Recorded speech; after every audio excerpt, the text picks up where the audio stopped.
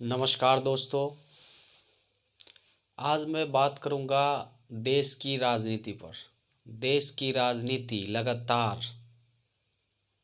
आप हमेशा देखते रहते हैं चुनावी रैलियों में कि किस तरह से नेता धर्म पर बात करते हैं, जिन्ना पर बात करते हैं, पलायन पे बात करते हैं।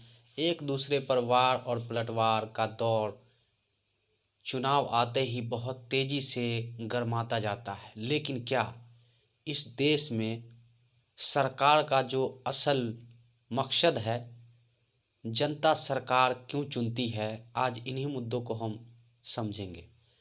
जनता सरकार इसलिए चुनती है कि जनता को लगता है कि अगर हम वोट के माध्यम से सरकार बनाते हैं तो सरकार हमारे लिए स्वास्थ्य का व्यवस्था करेगा, शिक्षा का व्यवस्था करेगा, जो गरीब तबके हैं उनके लिए रोजी रोटी का इंतज़ाम, सरकारी नौकरी का इंतज़ाम जो सरकार के ज़िम्मे आता है। लेकिन लगातार ये देखा जाता है कि सभी राजनीतिक पार्टियां जो जनता के मूलभूत सुविधाएं हैं, जनता के जो मुद्दे हैं, बिजली, पानी, शिक्षा, स्वास्थ्य, जो जनता के मुद्दे हैं, रोज़गार, युवाओं का खासकर जो मुद्दा है रोज़गार का, जैसे कि लगातार उत्तर प्रदेश में बड़ी आबादी युवाओं की हैं और ये युवा लगातार पलायन करते रहते हैं रोज़गार के लिए। सरकारी नौकरी नहीं मिलने के कारण ये दूर दराज प्रदेशों में जाते हैं, चाहे वो महाराष्ट्र ले लीजिए, पंजाब ले लीजिए, दिल्ली ले लीजिए। अपने घर बार छोड़ करके उत्तर प्रदेश का युवा रेल से सफ़र करके भारी तादाद में प्रदेश में जाते हैं रोज़गार के लिए।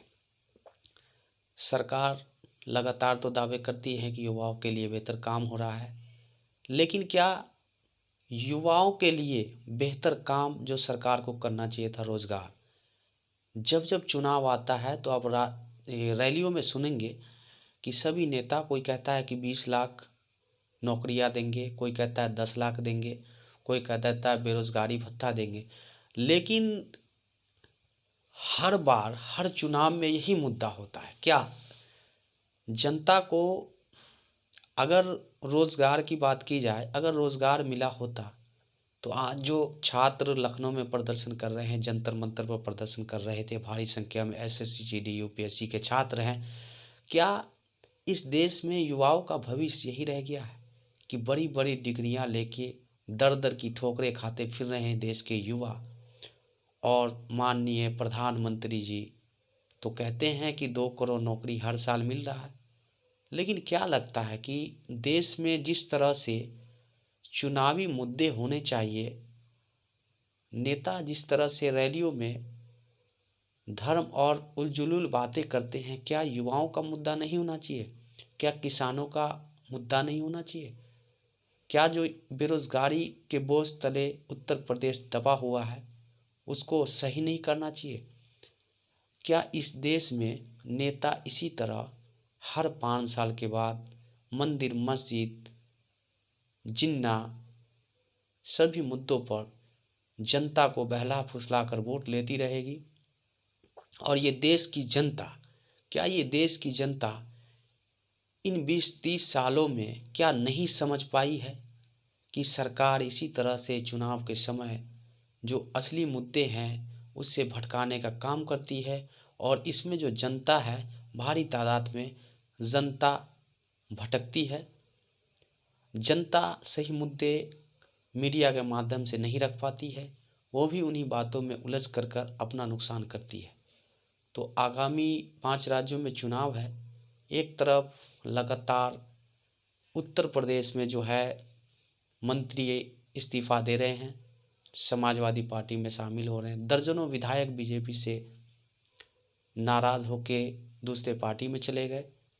अगर ओबीसी वोट बैंक की उत्तर प्रदेश में बात की जाए तो 30 से 40% आबादी है जो ओबीसी वोट बैंक है। अगर 2017-2019 की बात कर ले तो प्रधानमंत्री मोदी को पीएम बनाने में और योगी आदित्यनाथ को मुख्यमंत्री बनाने में ये ओबीसी वोट बैंक बहुत ही अहम था।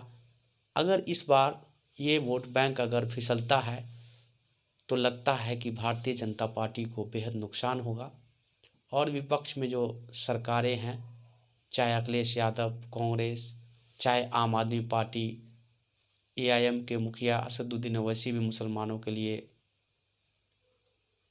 आ गए हैं उत्तर प्रदेश में।